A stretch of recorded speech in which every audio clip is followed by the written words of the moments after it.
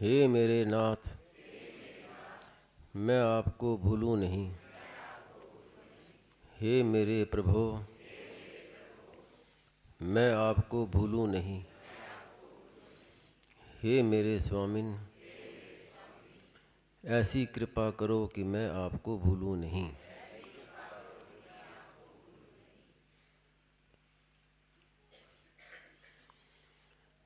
इतने दिन सत्संग किया, उसकी सार बात आज स्वामी जी महाराज ने कह दिया कि शरणागति। शरणागति क्या कि हम भगवान के हैं। दो बातें आती हैं, हम भगवान के हैं, भगवान हमारे हैं। लेकिन इसमें महाराज ने एक ही बात पर जोर दिया कि हम भगवान के हैं। इसमें कारण क्या है कि हम भगवान के हैं तो जैसा भगवान रखे वैसे ही रहेंगे। जैसे भगवान की राजी उसी में हम राजी रहेंगे। अगर ये कहें कि भगवान हमारे हैं तो फिर कुछ इच्छा भी हो सकती है कि भगवान तो हमारे हैं तो हमारा कोई काम करेंगे वो। जैसे किसी बड़े आदमी से होता है कि वो हमारे हैं, परिचित हैं, तो समय पर हमारे काम आएंगे, हम उनसे कुछ ले सकते हैं। ये एक छिपी हुई वासना रहती है। तो इसलिए इन दोनों में भी सबसे बढ़िया ये है कि हम भगवान के शरण हो जाएं और भगवान की मर्जी में अपनी मर्जी मिला दें। स्वामी जी महाराज ने कहा कि जो काम हमारी मर्जी से नहीं होता उसमें भगवान की मर्जी रहती है।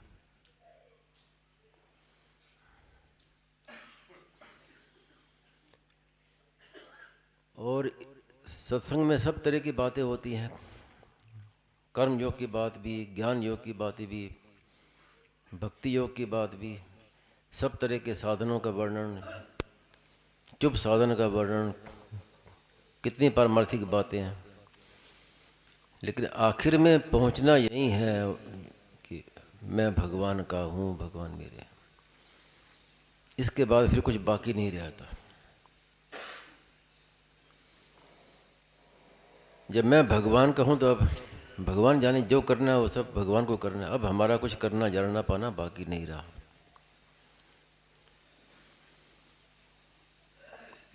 जो पंचामृत कहते हैं वो भी यही बात है। पंचामृत में सबसे पहली बात है कि मैं भगवान का हूँ। वही बात आगे 4 वाक्यों में कही है। वास्तव में मूल चीज़ वही। अगर मैं भगवान का हूँ ये ना माने तो फिर पूरा आगे पंचामृत व्यर्थ। पूरा पंचामृत एक ही बात पर टिका हुआ कि मैं भगवान का हूँ। तब फिर आगे बात होगी कि मैं भगवान के दरबार में रहता हूँ। जहाँ भी रहता हूँ भगवान का दरबार है। कारण कि भगवान और भगवान का घर, धाम अलग अलग नहीं है। अगर अलग अलग हों तो फिर 2 भगवान हो जाएंगे। तो भगवान और उनका धाम एक ही है, भगवत स्वरूप एक ही है। तो जैसे भगवान सर्वव्यापी हैं वैसे उनका धाम भी सर्वव्यापी है। कई संतों की कथाओं में ऐसी बात आती भी है कि वो जहाँ है वहीं उनको भगवान के धाम के दर्शन होते हैं, भगवान की लीला के दर्शन होते हैं। वृंदावन के ऐसे संत हुए वृंदावन में जिनको दिव्य वृंदावन के दर्शन होते थे। वो उनको लगता है हम दिव्य वृंदावन में रह रहे हैं। दिव्य वृंदावन की अधिष्ठात्री जो रानी राधा रानी, तो वो जैसे भी रहे भगवान के धाम में ही रहते हैं। वो ऐसा नहीं कि मरने के बाद धाम में जाएंगे, ऐसा नहीं है, यहीं रहते हैं। लोगों की दृष्टि में उनका शरीर हमें दिखता है और हमें दिखता है कि अब शरीर चला गया, लेकिन वो शरीर रहे चाहे ना रहे वो तो भगवान के धाम में ही विराजमान है। और हमें शरीर में दिखते हैं और शरीर में दिखते हुए भी वो सर्वव्यापी हैं। ऐसा नहीं कि शरीर जाने के बाद वो सर्वव्यापी हो गए, पहले से ही सर्वव्यापी। तो जब अहंता बदल जाएगी कि मैं भगवान का हूँ तो फिर सब कुछ भगवान का ही होगा। फिर अखंड साधन होगा। जो भी काम करेंगे वो भगवान का ही काम होगा, भगवान की पूजा होगी। स्वकर्मणा तम अभ्यर्च्य, साधारण से साधारण क्रिया, बड़ी से बड़ी क्रिया भगवान के लिए ही होगी, भगवान का ही पूजन होगा उसके द्वारा।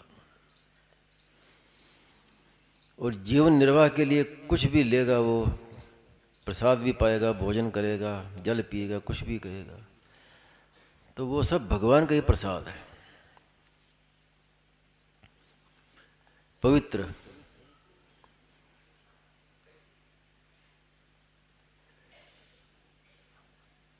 और भगवान के ही जनों की सेवा करते हैं, भगवान के प्रसाद पाते हैं, भगवान के जनों की सेवा करते हैं, और भगवान के दिए प्रसाद से भगवान के जनों की सेवा करते हैं। तो जब हम भगवान के हैं तो ऐसा नहीं है कि दूसरे भगवान के नहीं हैं, फिर उसे यही दिखेगा कि सब भगवान के हैं। स्वामी जी महाराज से मैंने ये प्रश्न किया था कि आरंभ में वासुदेवा सर्वम मानने में कठिनता पड़ती है, तो स्वामी जी महाराज ने कहा कि इसलिए साधक को सबसे पहले ये मानना चाहिए कि सब भगवान के हैं, तो फिर वासुदेवा सर्वम सुगमता से अनुभव में आएगा। तो जो है सब भगवान के हैं। अब जब सब भगवान के हैं तो फिर उनके प्रति हमारा व्यवहार कैसे रहेगा? यथा योग्य व्यवहार करते हुए भी मन से उनके प्रति प्रियता रहेगी कि हम हैं तो हमारे भगवान के ही। स्वामी महाराज ने कहा कि शरीर, कोई स्त्री है, कोई पुरुष है, कोई हिंदू है, कोई मुसलमान है, कोई ईसाई है, कोई पारसी है, ये सब शरीर को लेकर है भिन्नता। शरीर से आगे सब भगवान के अंश, उसमें कोई भिन्नता नहीं है। इसलिए जो महाराज जी कहा ना कि किसी को बुरा ना समझें, उसका कारण क्या है कि लोग शंका करते हैं कि तो प्रत्यक्ष बुराई करता हुआ दिख रहा है, फिर बुरा कैसे नहीं समझें?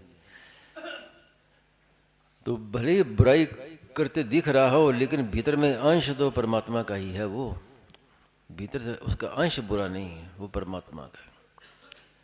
संसार के संग से उसमें बुराई आई है, वास्तव में स्वरूप से कोई बुरा नहीं है।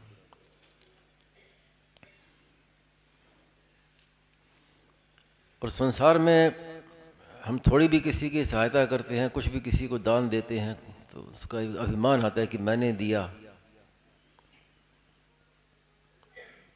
उसके लिए अंतिम पंचामृत में ये बात कही कि भगवान के दिए प्रसाद से ही सेवा करते हैं भगवान के जनों की। हमने कुछ नहीं दिया, चाहे करोड़ों अरबों रुपयों का दान कर दे, तो भी हमने क्या दिया? जो हमने दान किया वो क्या हम अपने साथ लाए थे और क्या अपने साथ लेके जा सकते हैं? यहीं से लिया और यहीं दिया है, तो हमने अपनी ओर से क्या दिया?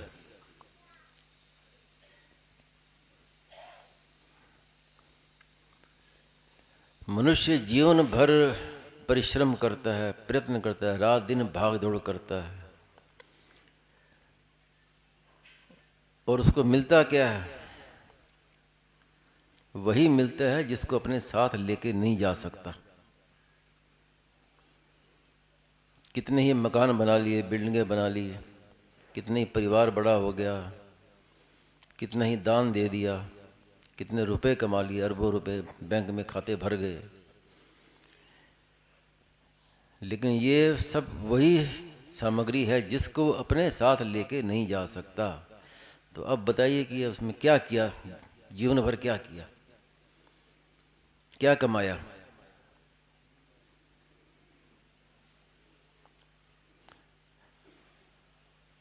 अंत में चाहे निर्धन हो, एक लंगोटी पास में और कुछ भी ना हो, और चाहे करोड़ों अरबों रुपए हो, लाखों हजारों मकान हो, कुछ भी हो, अंत में सब बराबर।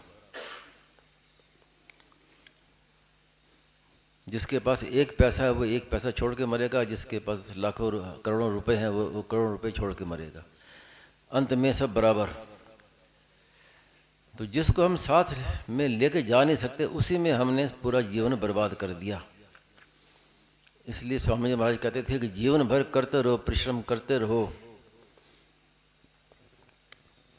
अंत में यही कहोगे कि हाय मैंने कुछ नहीं किया। वो सब नहीं में शामिल हो गया, सब नहीं में चला गया।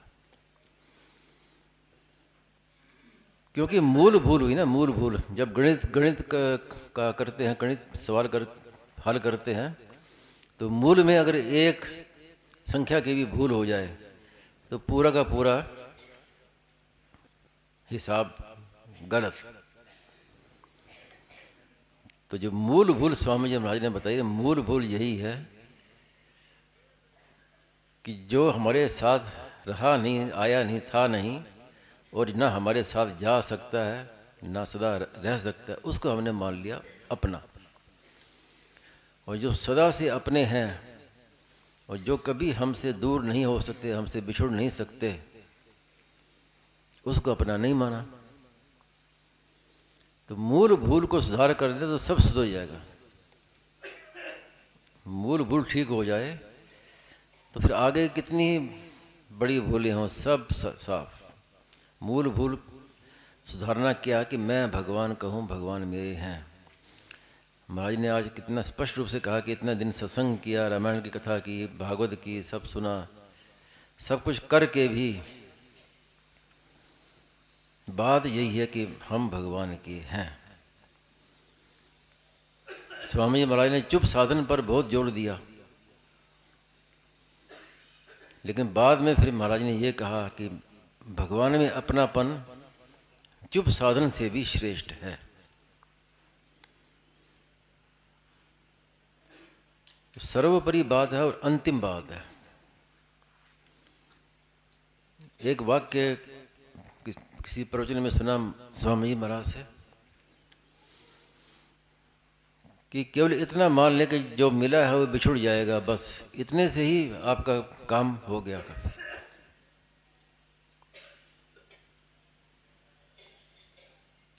क्योंकि बिछुड़ने वाले को जब हमने अपना मान लिया तो फिर मूल भूल होगी, फिर सब भूल ही भूल होगी, आजीवन भूल होगी। और मूल में ठीक करिए, यानी अहंता परिवर्तन। मूल क्या है कि अहम, सबके मूल में जितना बंधन है, 84 लाख योनियों में गए आवागमन, सब मूल में अहम है। उस अहम को बदल दे तो फिर सब बदल जाएगा अपने आप, सुगमता से, शीघ्रता से। अहम को बदलना क्या कि मैं भगवान का हूँ। और जब अहंता बदलेगी तो हमारी हर एक क्रिया बदल जाएगी, सब बदल जाएगा, पूरा संसार बदल जाएगा हमारे लिए। एक दृष्टांत आपको पहले भी सुनाया कि एक राजा थे, उन्होंने आदेश दिया मंत्रियों को कि देखो कल जब मैं दरबार में आऊं तो यहाँ सब चीज़ लाल रंग की होनी चाहिए, दरी भी लाल, दीवारें भी लाल, सब लाल होना चाहिए, बिल्कुल आदेश दे दिया। तो राजा तो कह के चले गए। अब उनके आफत आ गई काम करने वालों की, सब चीज़ लाल लाल कैसे करें। एक कल तो राजा ने आना है और आज सारा सब लाल करना है, हर चीज़ लाल करनी, कुछ वो दूसरा रंग नहीं करना। तो जो बुद्धिमान मंत्री ने कहा कि आप चिंता मत करो, ऐसे ही रहने दो, कुछ करना नहीं है, जैसा है वैसे ही रहने दो। अरे भाई राजा हमके ऊपर कह देगा, फांसी चढ़ा देगा वो तो। अरे कोई चिंता की बात नहीं, सबको साहस किया। तो उस वो चश्मा ले आया लाल रंग का। जब राजा आने लगे दरबार में तो राजा को चश्मा लगा दिया लाल रंग का। अब राजा को जो दिखे सब लाल ही लाल दिखे। तो इतना कठिन काम कितना सुगम हो गया। तो ऐसे ही हमें बड़ा कठिन दिखता है, बड़ा कठिन साधन है, बहुत कठिन है, बहुत कठिन। महाराज ने सुगम बता दी ना कि मैं भगवान का हूँ, ऐसा कर लो तो क्या होगा फिर। वासुदेव सर्वम, सब वासुदेव वासुदेव दिखेगा सुगमता से। कोई परिश्रम नहीं, कुछ नहीं करना, केवल बस दृष्टि बदलनी, मान्यता बस। स्वामी जी महाराज कहते थे कि आपको दिखे चाहे ना दिखे, समझ में आए चाहे ना आए, दांत भीज कर छाती करड़ी करके मान लो कि मैं तो भगवान का हूँ, भगवान मेरे हैं। तो ये मान लिया तो अब आपका सब सत्संग सफल हो गया, और ये नहीं माना तो फिर खाली वो चर्चा चर्चा हुई, सब चर्चा चर्चा। तो दृढ़तापूर्वक इस बात को मानना, यही वास्तविक सत्संग है। फिर यहाँ से जाने के बाद क्या करना है कि मैं भगवान का हूँ, तो अब भगवान का ही होके रहना है, बस इतनी सावधानी छोड़ी सी। अब जो भी काम कर रहे हैं भगवान का होकर कर रहे हैं। जैसे अभी हम यहाँ आए हैं, कहीं भी जाते हैं, कुछ भी करते हैं, तो अपने पिता के होके ही तो कर रहे हैं, तो अपनी माँ के होके ही तो कर रहे हैं। तो ऐसे सब भगवान के होकर ही करना, तो फिर भगवान की विस्मृति नहीं होगी और सब काम भी बढ़िया हो जाएगा। तो सार बात इसको स्वीकार कर लें तो आपका ये सत्संग सफल हो गया। स्वामी जी महाराज जी प्रसन्न हो गए।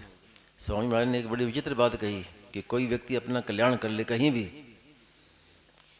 चाहे मेरे परिचित हो चाहे अपरिचित हो, मैं जानता उसको, मैं उसको नहीं जानता, कहीं भी कोई अपना कल्याण करेगा तो मैं प्रसन्नता हो जाएगी, मुझे मेरे चित्त में प्रसन्नता होगी किसी ने अपना कल्याण किया तो। सुनने में मामूली दिखती है, लेकिन बात बड़ी गहरी है कि कल्याण किसी का हो रहा है, कोई अपना कल्याण कर रहा है और स्वामी महाराज से परिचित नहीं है, महाराज जी उसको नहीं जानते, लेकिन प्रसन्नता हो रही है स्वामी जी महाराज को। तो ऐसे ही अगर आप आज ये स्वीकार कर ले हृदय से, सच्चे हृदय से, जैसे कल पूछा सच्चे हृदय से, झूठे हृदय से नहीं, सच्चे हृदय से कि मैं तो भगवान का हूँ, तो स्वामी जी महाराज को कितनी प्रसन्नता होगी। स्वामी जी महाराज प्रसन्न हो जाएंगे कि आज मैंने मान लिया कि मैं भगवान का।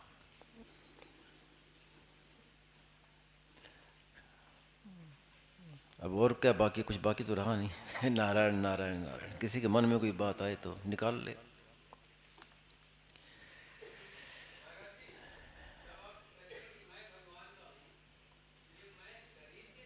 शरीर सहित, हाँ हाँ, ज्ञान में भेद है शरीर शरीरी का, भक्ति में जड़ चेतन सब एक ही है, कोई भेद नहीं है।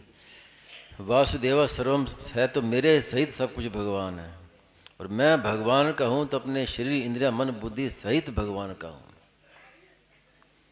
अगर ऐसा कहेंगे तो तब भक्ति की बात है। ये जो भेद है ना कि शरीर अलग है मैं अलग हूँ, ये ज्ञान में जरूरी है। भक्ति में सब कुछ चिन्मय है, ये आप एक मूल चीज बात समझ लीजिए। जड़ और चेतन का भेद ज्ञान योग में है, भक्ति योग में सब चेतन ही चेतन है, जड़ता हमारी बुद्धि में है।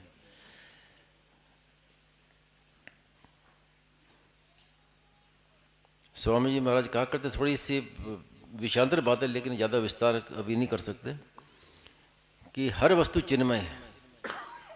जिसको हम जड़ देखते हैं वो जड़ नहीं है, चिन्मय है। इसलिए कहा कि जड़ वस्तु निर्जीव वस्तु का भी अनादर कभी मत करो। ऐसे नहीं कि एक माइक पड़ा है, वो पड़ा है तो पैर से इधर कर दिया, हाथ से इधर कर दिया, नहीं, अनादर उसका भी नहीं करोगे, वो चिन्मय है, भगवान का स्वरूप है। तो हर एक चीज चिन्मय है।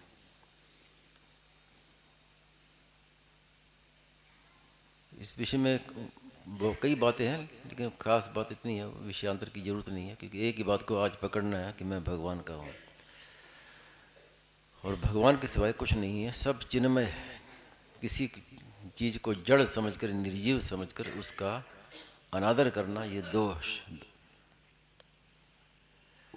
और कोई बात है? नारायण नारायण नारायण।